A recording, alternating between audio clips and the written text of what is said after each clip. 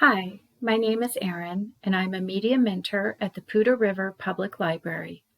In today's tech tip, I'm going to demonstrate how to use the Explora database for elementary students. Let's get started. Explora for Elementary is a database that provides research for students at their grade and Lexile level.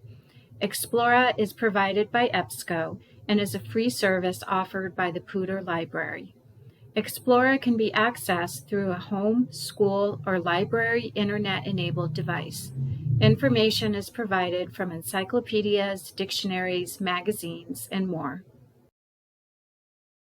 To get to the Explora database, start at the Poudre Library website at www.poudrelibraries.org. Look for the green tab at the top that says Research. From the research page, there are two ways to get to the Explora database.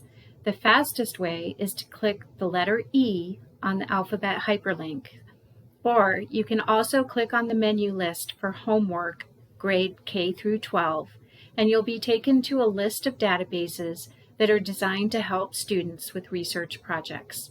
Scroll down to the listing for Elementary School Research /EBSCO Explora. Enter your last name and library card number. And this is Explora. It provides kids with lots of factual information in a visual format to help with their research projects. There's a search bar at the top that you can enter keywords, or students can select from 8 main topics that cover animals, art and music, biographies, geography, language arts, math, science, and social studies. Each topic also has a sub-list of visual guides.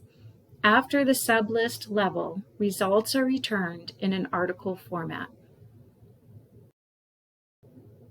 For example, to do a research project on Colorado, click on the geography icon, then select C from the alphabet link, and select the Colorado icon.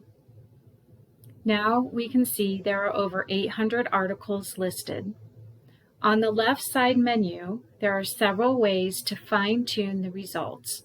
On the Dateline, you can specify the dates of the articles. You can select if you want certain types of sources included or excluded, such as reviews, encyclopedias, or books.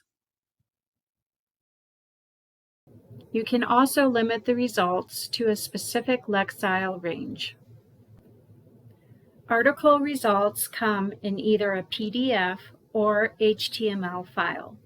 For a PDF file, look at the right side menu for all the options. The article can be added to Google Classroom, Google Drive, placed in an EBSCO account folder, printed, and emailed. There are also options for citations, exporting, and permalinks. Permalinks are a great option because they allow the student to return directly to the article at a later date.